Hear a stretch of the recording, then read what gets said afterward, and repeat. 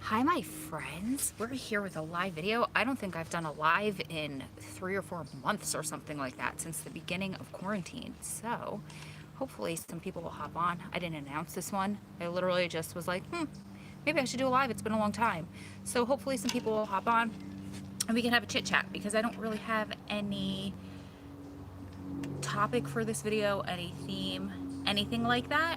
I think, don't I have to turn on the comments? I see people hopping on. Hi guys. It's been so long I can't remember what I have to do. Let's see.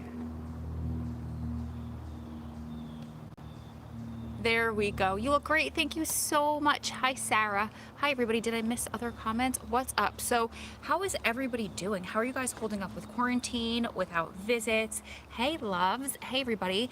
I have been working my ass off for content for you guys. We have so much stuff coming up and I'm so excited. I really want to voice to be louder, but I feel like I don't know where to start. What do you mean by that? Like as far as raising awareness for your loved one? If that's what you mean. Just start searching for organizations that already do what you want your voice to be louder for. So I was given this advice a long time ago and it made so much sense when I was starting my nonprofit. They're like, look and see what other nonprofits are out there before you reinvent the wheel. And if it's something that, like, let's say your fight is mandatory minimum sentences, I would personally suggest, and what was suggested to me and what would be the best for you, in my opinion, would be to hook up with somebody like an organization like FAM, because they are huge and they're already doing it and they have a voice and their strength in numbers. So that's my advice to you, is just figure out what type of area you want to express your voice in and look for organizations that are already out there. See if you can join up with them. And if it's not out there, then you can work on building whatever it is that you want to get loud about.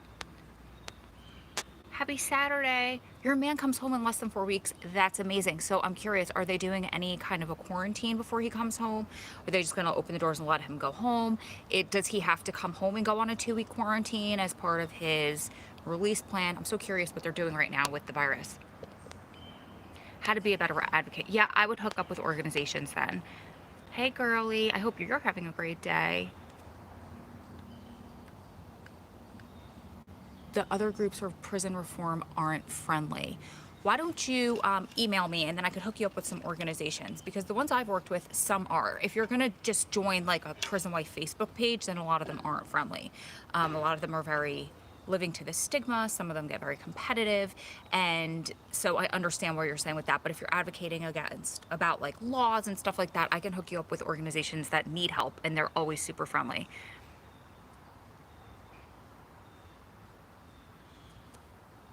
They keep transferring mine, 3 different prisons in 4 days. Wow. Can't wait until this is over. He gets out June of next year. He's out. Thank God. But that's ridiculous. They're not supposed to be transferring them right now. Then you wonder how the virus spreads. So I'm glad that he's safe right now. I'm glad that he's doing okay. And most above anything else, I'm glad he's getting out relatively soon. Just wanted to say thank you for all your videos. My fiance has been incarcerated this past year and it's been super rough. Your videos give me so much hope. You are so welcome. I hope you guys know how much they help me when I know that I'm helping you. So it's my pleasure to do it. It's a ton of work. It's a shit ton of work, you guys. But that's not a complaint. I'm just letting you know that like every waking moment that I have that is free time, I'm putting towards these videos. Like this morning I woke up, I edited 2 videos, and then all of a sudden I'm like, oh, it's 2 o'clock or 1:30, whatever time it is. I'm like, maybe I should work out. So I worked out half-assed and I'm like, meh, good enough. I'm gonna go on a live video. So that makes my day. It makes my whole life to be able to help you through these videos and to know that my work is paying off. If you guys could do me a favor and give this video a thumbs up, that would help so much. I see 6 thumbs up and 40 people on, so that would be helpful. Do you guys have any questions you want me to answer? Usually I come on a live with a theme or it's something I want to talk about, but considering it was so last minute, I'm like, I just want to go and like relax and chit chat. You look amazing, sauce. Oh, thank you, sweetie. I miss you too, Heather. I want to know, I was about to text you the other day.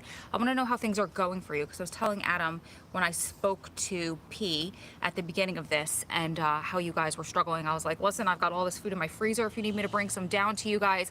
So keep me posted. Let me know what's going on with both of you guys. Hey, Lee. I just met a guy who did 8 years in the BOP and his release was delayed 2 months. Ugh, I have a friend who's the same way. He was supposed to get out April 11th and his release date changed to July 29th.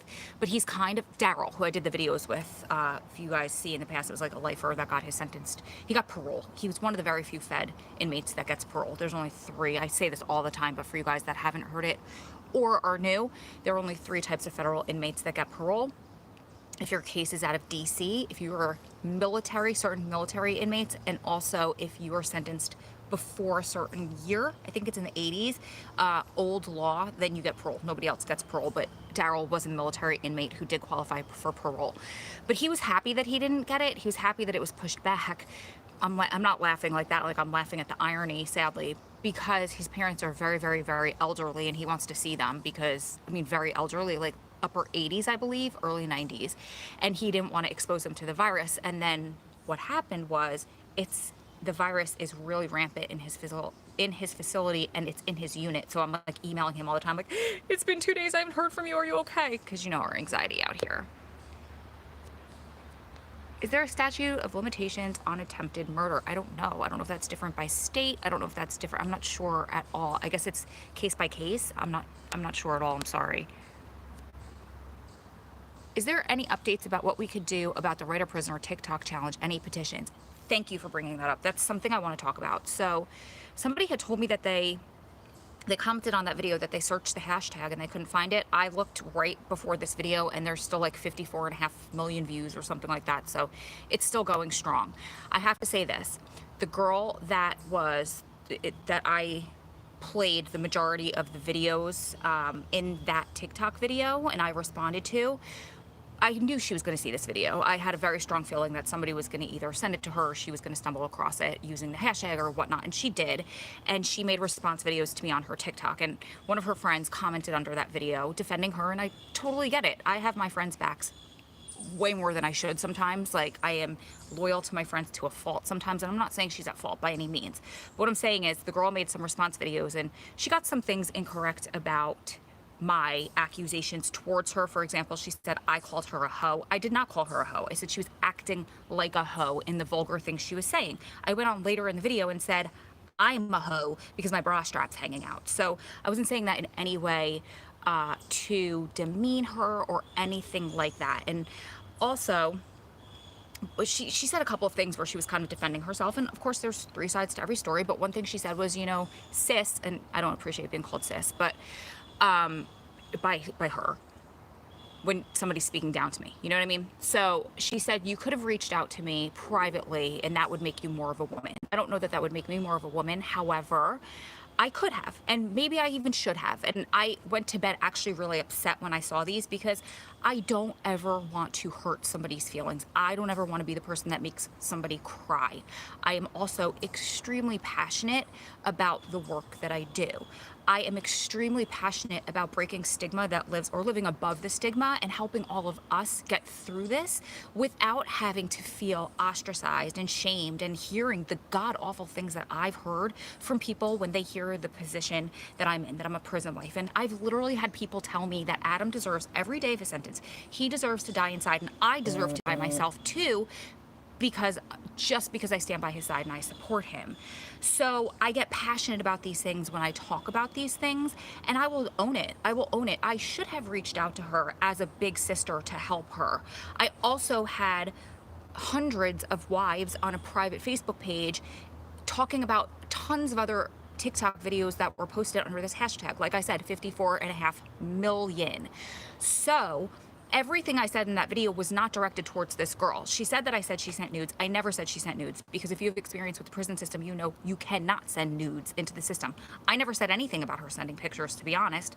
Somebody else was talking about somebody else who had talked about sending in pictures and said, a snack for a snack. He could trade these for snacks, which is, and I said in that video, you don't understand the implications of how far reaching that is and how far that could go. And we have Lee here, who did plenty of time, who can vouch for this or speak for himself. He doesn't even have to vouch if he doesn't agree with it, but I know he does. The things that go on in there, it's not safe for little girls out here. Also, another thing I want to clarify, and I will get to your question in a second. I just want to clarify all this because I genuinely felt bad. She said that I called her a little girl. Well, that's something, I guess it's like slang where I'm from. We say little girl about people that are younger than us. And yes, I apologize for that. But I knew that this woman in particular, was of age, or I never would have posted her face on my video. I would never have posted a minor's face on my video. I was saying that when I was referring back to these young girls and teens posting this stuff. My first video, when on the video, and it's linked in yesterday's video, on the video, I sat there in front of you and I Googled the average age of a user on TikTok, and it said 13 to 18 years old.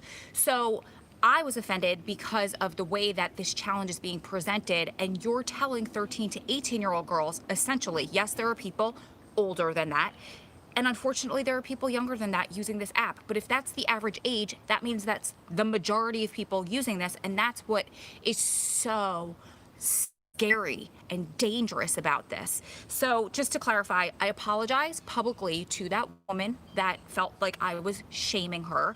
I could have and potentially should have reached out to her privately, but I also, she said that how dare I post her private information publicly to my 13,000 subscribers, but I didn't post anything that she sent me privately. I posted everything that she made public. She's making her private life public online, not me. So there's that. As far as what we could do moving forward, there were a few people that said that they were contacting TikTok itself to get maybe potentially an age restriction put on there, some sort of ID proof. They were also making them aware of this right of prisoner challenge, how dangerous it is.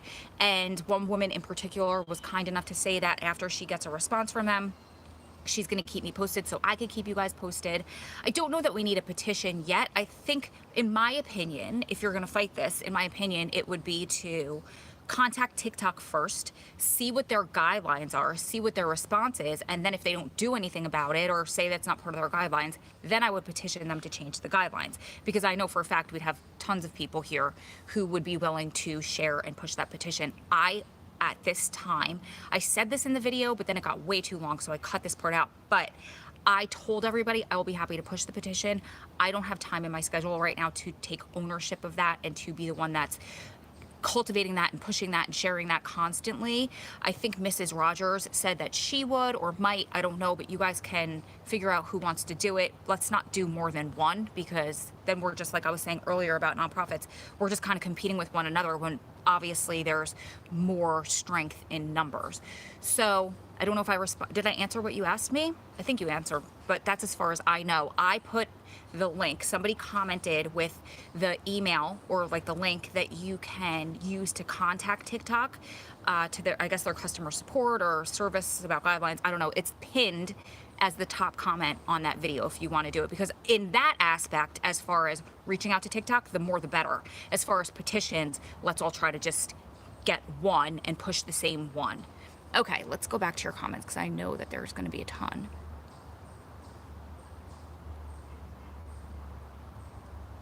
It's so sweaty. I'll tell you guys a funny, well, actually I have it on a video, a funny story about when my lip was sweating when I was doing the live video and I was nervous. It was so embarrassing.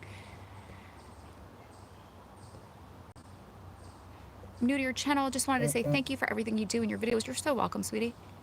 My fiance is also in the FBOP. Is your fiance in the FBOP still locked down for COVID? I'm curious because I heard there's different things going on. No, there's like modified lockdown still at some places, most places I think. I'll definitely have the entire household on quarantine because they have 4 confirmed cases. Oh, yuck. Does anyone know when visits will resume? Different in different states. I've heard I've heard as early as July 15th in some states. I've heard August in some states. I've heard nothing about the feds. I'm sure they're going to drag their feet and take their time, but I've also heard that visits are going to be different than they were before. Some places are going to have plexiglass, like it's going to be all no contact for everybody. Some places might put like a chair between you guys. Some places might have like, okay, so in the feds, when we have visit points or visit weekends depending on the facility, and you can only go certain I think it's twice a weekend. It used to be where I am, or you could go like it's 3 points, 2 points for a Friday, 1 point for a Friday, 2 points for a Saturday, 2 points for a Sunday, and then you can only get a certain amount of points every month. They do it for overcrowding. Another time they did, depending on the inmate's register number and the last number in their register number, that was, if it was odd, you would have certain weekends, and if it was even, you had certain weekends. I'm sure they're going to do things like that, or sign-ups with caps to keep it from getting overcrowded, to keep the numbers down, so then probably they can space the chairs apart. I'm just assuming, but I heard that they're dripping them back in slowly based off of guidelines in each state. I was just having this conversation with somebody the other day, and they were like, listen, I'm in California. Like, I don't think California is going to do certain counties or facilities opening up. Like, it'll probably be the whole state DOC opening up at the same time, because that's just going to be a hot mess and family members are going to be pissed off. This isn't fact, you guys. This is just going off of our experience, and we could be wrong, but it just seems like it would be weird to be like, well, facility X in this county gets visits and facility Y doesn't here this weekend, and it'll get really confusing. I could be wrong, but as you guys have them opened back up, let me know so I could let everybody know. We love you. We love you too. August 15th in PA. I heard that about PA too. Oh, sorry, I'm not being a professional moderator. I'm driving. Love you for it. Don't worry. You're so beautiful. Oh, I love you guys. Do I have any pets? Not at the moment. I have a ton of wildlife in my yard. Not that I touch them or keep them as pets, but I did have a dog who actually died while I was away at visit. I talked about it on a video not too long ago, but ever since I said no dogs until Adam comes home, and then we want pit bulls.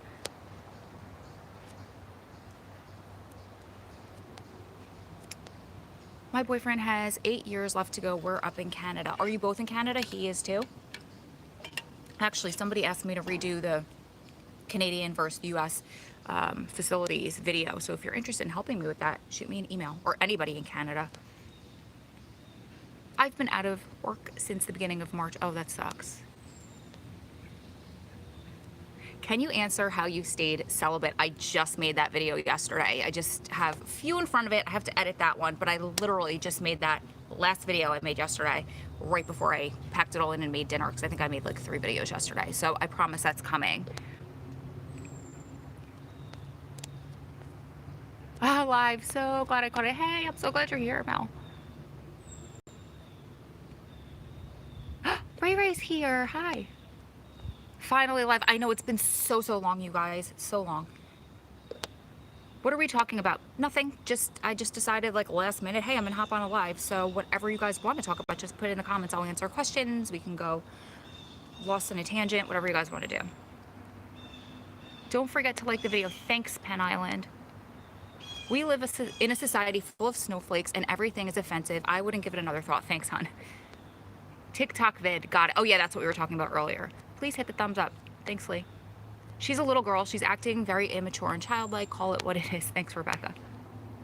I think they need to be exposed, especially if they're underage. Maybe their parents will see them and put an end to it. Good point, Ray Ray. I love how you talk with your hands. I do the same. Oh my God, I was just telling Melinda, who was commenting before. Yes, I told this on a video that's coming, so I apologize, you guys, but I have to tell you guys now. So, and then when that comes, you could just like fast forward that part. But I was very animated yesterday. Oh my gosh, I missed a donation. So whoever donated the $2, thank you so much. I really appreciate you. So I was doing a live interview on IGTV with an organization called Hello Lucky, an amazing organization that donated books for us to donate to our Strong Prison Wives and Families members for little girls, to send like this was back when you could do stickers and all that stuff and like scrapbook kind of stuff to their dads or moms in prison. So this was years ago. I just happened to reach out to them because I loved their stuff. And I was like, listen, I run this organization. You know, we have a lot of little kids that could use this if you are donating books or partner with nonprofits. And they were like, absolutely. I think they said they were going to send 6 and they sent like triple that. It was amazing. Actually, when I sent out all of the nail polishes, the Sesame Street nail polishes, back in I think December or January, I sent out some of those books with them too. So anyway, because I had that many left over. So they just reached out to us last week that they wanted to donate more books to us. Oh my gosh, I'm missing super chats. So let me just turn these comments back on so I could see it. And if I missed you guys, I promise I'm gonna scroll through back so I could thank you by name. So she reached out and she said, we want to donate books for kids to build relationships with their fathers. We figure Father's Day, this and that. So she wanted to do a live video to introduce me to their 80,000 Instagram followers. So I'm all ready. Now this is on my lunch break. It's 2 o'clock in the afternoon. I like literally just stopped. I'm still working from home. So I stopped working, didn't take a lunch break till then, showered, got myself ready, got myself situated, blew out my hair, like just in time to hit go on the camera and get started. And I have my little light and my little tripod that I show you in the video that I did this filmed, because I can't show you now, my phone's literally on the tripod. So she's like, you're breaking up. And right at that point, I realized I'm in this spot in my house that's a black hole. Like I just don't, no matter what, I have a Wi-Fi extender plugged in right next to it, just no service. So she's like, you're breaking up, but it's okay. She's like, don't worry, we could still kind of understand you. Just keep going. And then I couldn't understand her because she was breaking up because my Wi-Fi was so bad. So I grab my tripod and my light and I move it over and I stand it up on the edge of the bed and I sit on the edge of the bed and now I'm hunched over because I'm like this. Half of my head is out of the frame and I can't really see myself because it's these 2 boxes. She's in the box up here. I'm in the box down here. It's only the width of a screen of a phone and it's like the Brady Bunch, you know? So as I ran to that, like moved over really quick, all of this on live video to that spot, it's spring. I have seasonal allergies and my nose like drips like a faucet. So I'm like, shoot, totally forgot a tissue. Now I'm nervous because my nose is dripping. I'm trying to figure out how to like wipe this while live on video without looking like a freak show. And my upper lip starts sweating. So now here I am and I can't see. So I can't see if you can see that my nose is running. I can't see that you could see my upper lip. So I'm like trying to like wipe it while talking, right? But I'm still nervous because I just made a mess of myself. I'm hunched over, not in the spot that I'd like to be. I'm sitting on a bed, which doesn't feel professional, but still the whole entire time I'm like, yeah, I'm killing this interview minus all of that. Like I was just on that day. I was hitting everything I wanted to say, using words like that came out. You know, sometimes you're just on and it all just like flows. And then other days you're like, oh, I wish I said it like this. So interview's over within about half an hour, change back into my comfy clothes, go back downstairs, finish my work day, like make dinner, clean the house, do what I had to do. 9 o'clock at night, getting ready to go to bed. And I'm like, let me watch that interview because I like to rewatch things to see, maybe I need to change the way I said this. Maybe this came out wrong. You know, maybe I used my hands too much or whatever. I try to just learn from everything that I do. So I'm watching it back. I was mortified. First of all, because I'm hunched over, I was wearing a lower cut shirt, but I had myself all set up in that chair originally in the black hole spot. So when I moved to the bed and I was chopped off, I hunched over. The girls were out and about. Woof. So unprofessional, inappropriate. Second of all, because I was nervous, I used air quotes literally every other sentence. I was that person. I was the person you make fun of. I've seen an Impractical Jokers episode about this where they made them air quote things. They actually made them air quote the wrong word. Like I was that girl. In fact, I stopped myself at one point and I was like, yeah, I was telling a story. I'm like, this girl was upset about her friends. And I stopped myself and I go, her friends. You just gotta laugh at these things, I swear. Hysterical. And so the reason that I'm thinking about that right now is because you said I talk with my hands. And when I was telling Melinda the story, how mortified I was, she's like, it just happens to people that talk with their hands. Don't worry, it's not a big deal. She made me feel better. Sorry, my hand went over the thing. You could hear the birds in the background. They're so beautiful and I don't really hear them as much as anymore because I'm like, ear blind to them. Is that a thing? I don't know. It's just like, you know, I don't pay attention to them anymore. They were always just there. And one time Adam called and he was like, are you at the zoo? Are those birds? And it was the coolest thing that he got to hear them. And they come through so loud and clear on the headphones. So I'm happy you guys can hear them. I love it. No, you will not say what you want. I don't know what that means, Lee.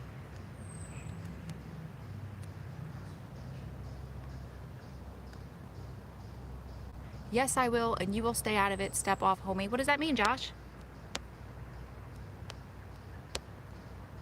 What's going on? Okay, I think I'm through all the comments. Am I through all the comments? I know I'm missing live chats, you guys, but I, for some reason, can't see them. I guess I have to scroll up. Oh, $2 from Josh. Thanks, Josh. $4.99 from Peyton. Thank you so much. Uh-oh, Josh's comments are getting deleted. So I wonder if it's because Josh told, love your channel, and my little girl keeps saying lady outside. That's so cute. Oh, they're fighting. Yeah, I figured that out afterwards. Sorry, I was scrolling this way, so I was reading them in reverse. I don't know what's going on. Okay, what else are we going to talk about?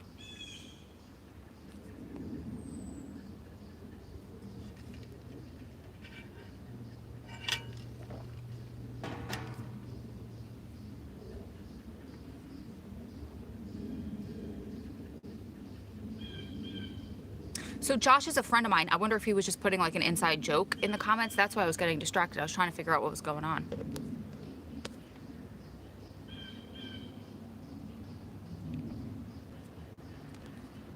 What else, guys? Hey, Baltimore. Oh my God, I have to mail your chips. I have not left the house today. Okay, let's talk about this. So I told you guys on the shebang video that I would send chips. What I didn't realize was that it would cost me a ridiculous amount of money to like get packaging and to ship out, let's say 12 different bags of chips to 12 different people. I didn't think that one through before I said it. So I decided to just send all of them to one person just to make it the most cost effective for me. I promise, like, if the channel grows and we start getting more money from AdSense and all that stuff, then I will be able to do more stuff like that. But I am sending them to Baltimore because he was the first person that sent me his address when I asked for it. So I promise we'll do more giveaways and stuff in the future. Oh, I love you too, Jessica.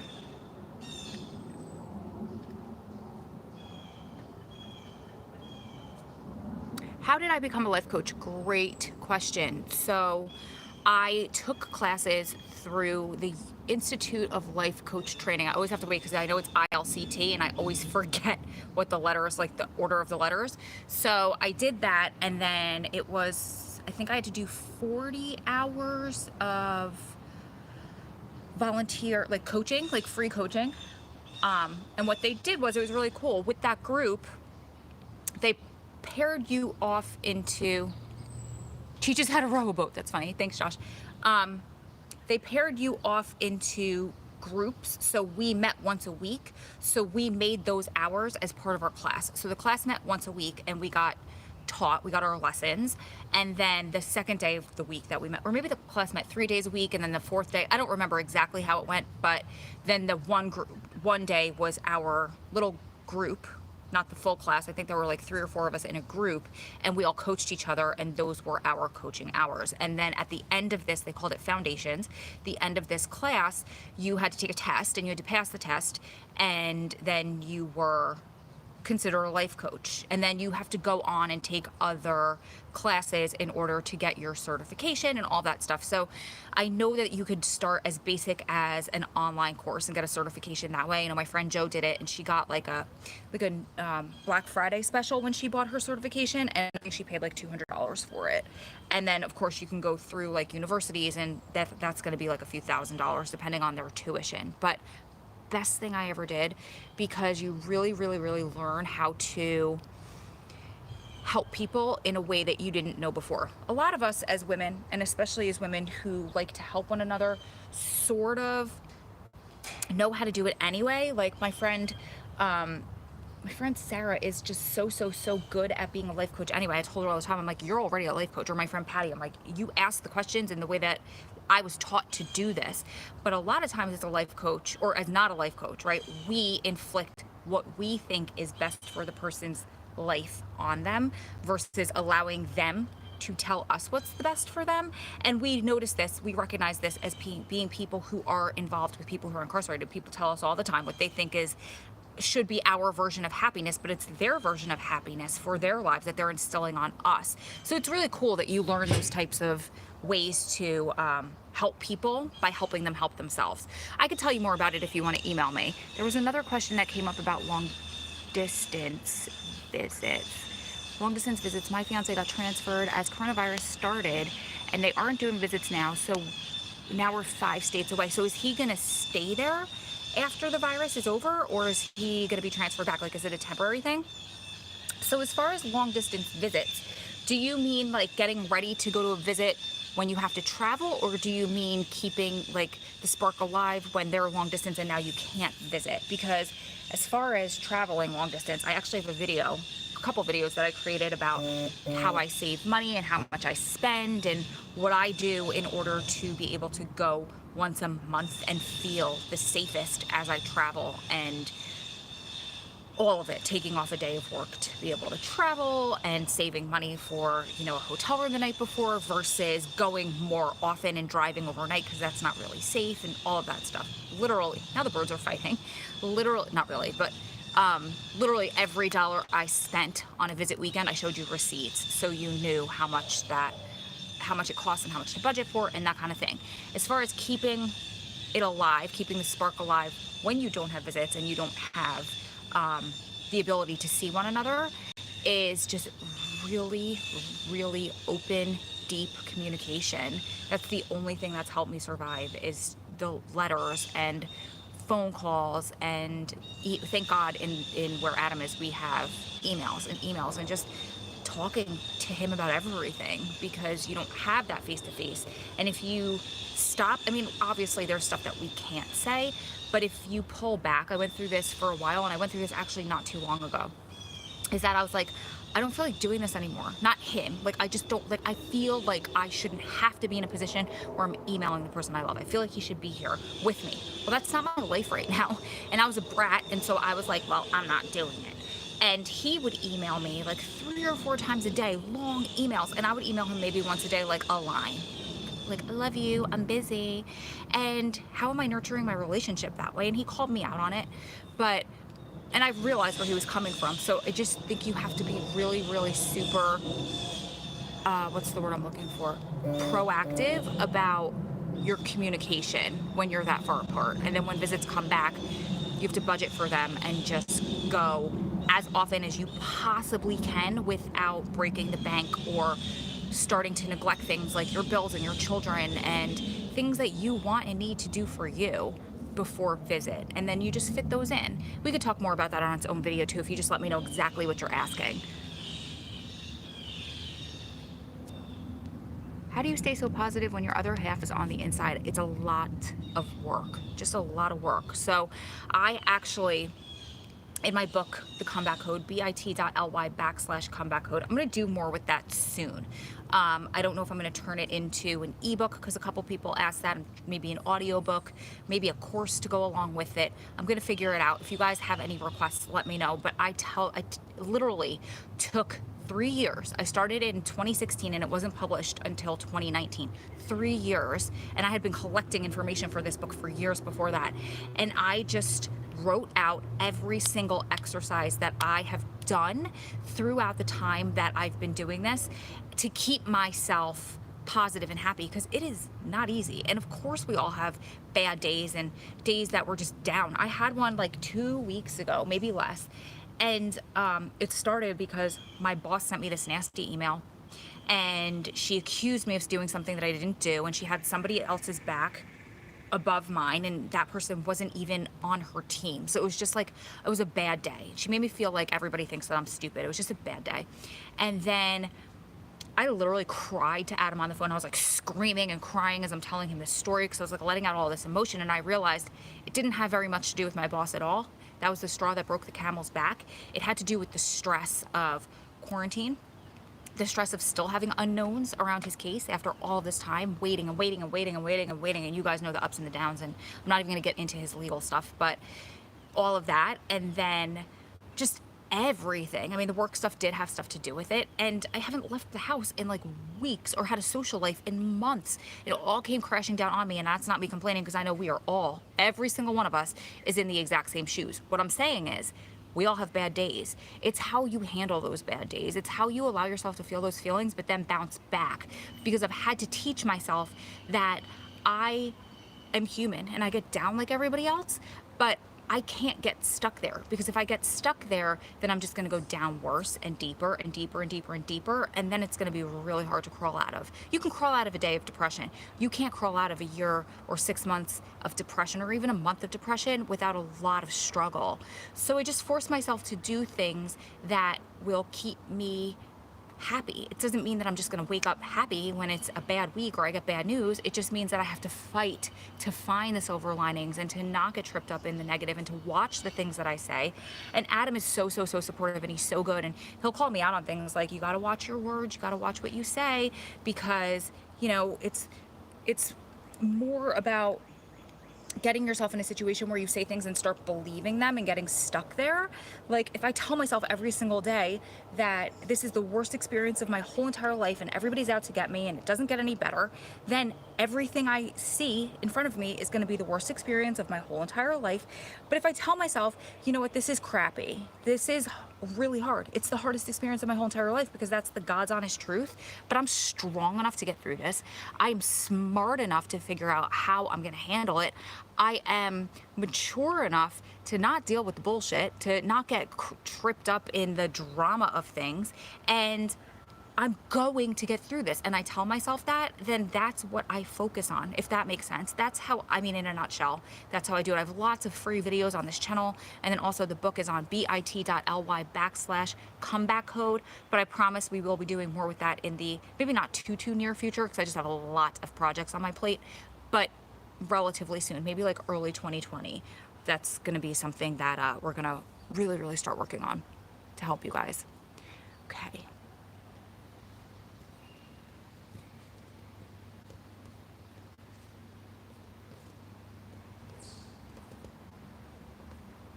I just want to make sure I don't miss really good questions.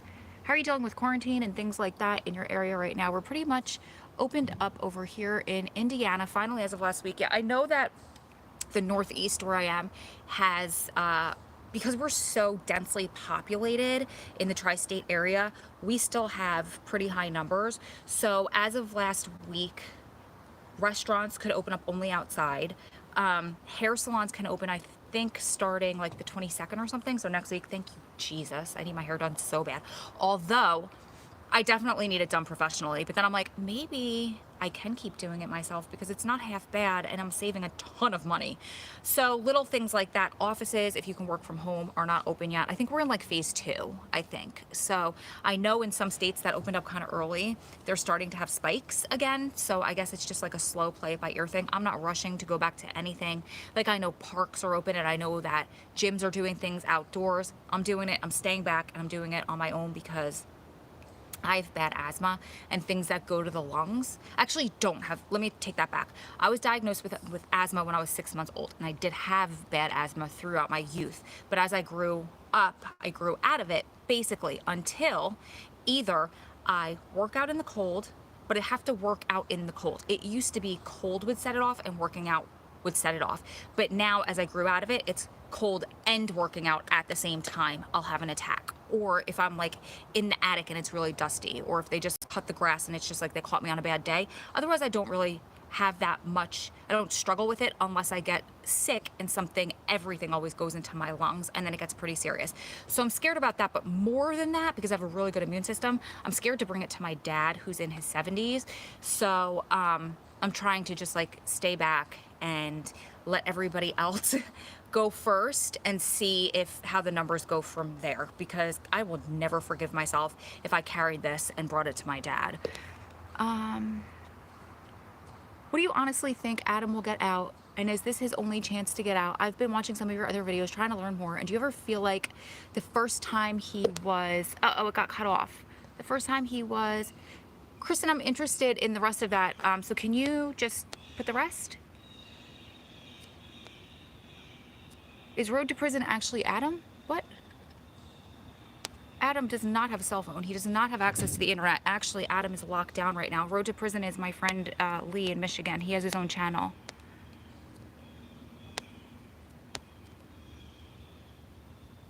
How do you keep our spark alive? I just get so nervous with him being so far away. They say he will stay there probably. Okay, I get it. I get it. Sorry, it's really hot out here.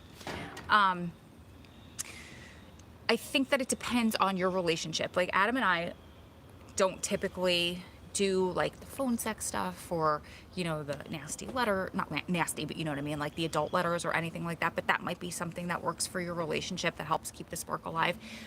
There are journals out there. Like I was just saying that there was one, I called it the wrong name in the comments of a video, but it's called Intellectual Foreplay, I think, and it's just questions that help you go deep and get to learn one another. I mean, and it's all about perspective, right? We were talking about staying positive. It's all about perspective. So really, him being close is kind of a security blanket, minus visits, of course, but think about it. We haven't gone to visit in months. Nobody has. Doesn't matter how close they are.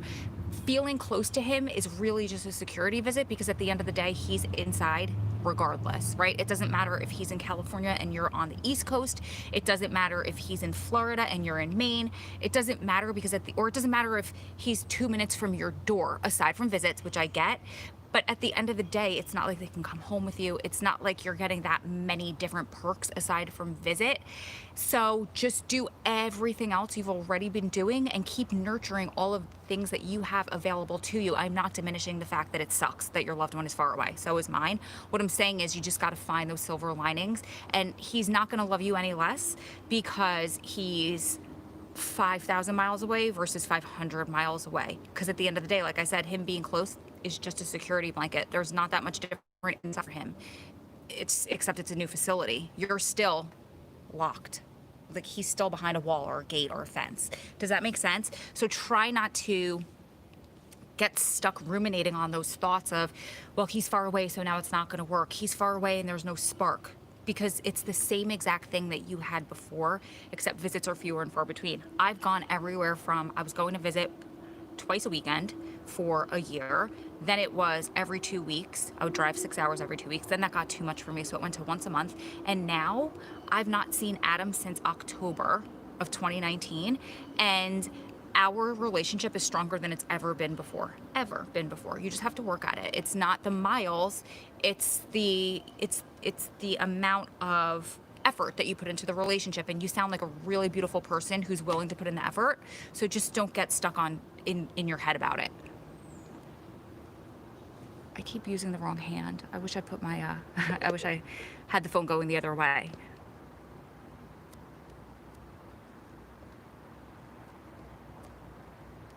You're beautiful. Oh my God, $20 from Robin. Thank you so much.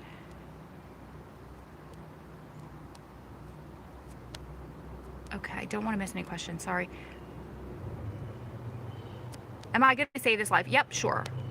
Recently, I started thinking like, wow, it's been so long since I've had human touch from a man. I love his parole is 20 years. Okay, so I have a video called Sex After Prison that I posted like maybe 2 weeks ago that I talk about that. And then I have another one coming probably within the next 2 weeks. Like that was the one I was saying that I just filmed last night about missing human touch and dealing with temptations while he's gone and not having sex or maybe having sex or maybe cheating or maybe opening up your relationship. All of that kind of stuff is in that video. So look out for that. It's coming soon, but I understand what you're saying. Hi. Who is that? Pug's Life. Sorry, the sun glare is really hard for me to see. Please do an audio version. Okay. Even with my horrible accent? Just kidding. My loved one goes up for parole later this year. I'm excited yet scared to be too excited. I hear you, girl. How do you be hopeful yet not break down if you had bad news, if that makes sense? Yes. That is the story of my life. So here's the story. Adam, obviously we're still trying for clemency. Oh God, my battery's gonna die. Okay, so obviously we're still trying for clemency, and somehow he got it in his head based off of this article he read where they said that the White House confirmed that this man was going to, this like politician guy from like Michigan or something, was gonna be out of prison by June 10th. And supposedly 2 of his reps had called the White House and it was confirmed. And the way that Adam did his math backwards, he was like, that's it. It's going to be either this Wednesday or this Thursday. They're going to do clemencies, and I could be on that list, right? And I don't know why, in that moment, I realized I just felt like so much sadness for him, because I thought of him like the little boy who had his backpack on, who was waiting for mommy and daddy to show up and pick him up, and they never came. Everybody knows, you've seen that on TV, you've seen the story, maybe it's happened to your child, and it's just heartbreaking. And that's what I envisioned in my head, was Adam, every time he heard keys jingle, every time he heard the phone at the officer's desk ring, every time he heard a door being requested to be open, he was waiting, expecting it, like the little boy with his backpack on, expecting them to be coming for him, and they never came for him. He made this up in his head, and I realized in that moment, that's his hope. I can't crush that hope, but I also can't get on board with that anymore, because I did a video on Christmas Day a couple years ago. It's called like something about institutionalization. The word institutionalization is across the thumbnail. I think it's pink and black and white. And if you want to go look for it. But if you just search my videos called institutionalization, I really like went into this, because I would always get right there, ride that coattail, and get totally trapped up in those fantasies of his, I guess. So you just have to, like, I have to accept right now that this is my life, and you have to accept that he's going to be, let's say he's got 20 years, right? And now we're at 15 and that's parole. I'm just making it up because I don't know your situation, but you have to accept that this is going to be your life for the next 20 years. And if something comes sooner, incredible, amazing. But that's expect the best, and I'm sorry, hope for the best and expect the worst, because in this situation, they will do anything and everything they can to keep our loved ones in there, to keep us apart, because they want those beds full. They want their wallets full. So, oh, you just scared me to death. What's the matter?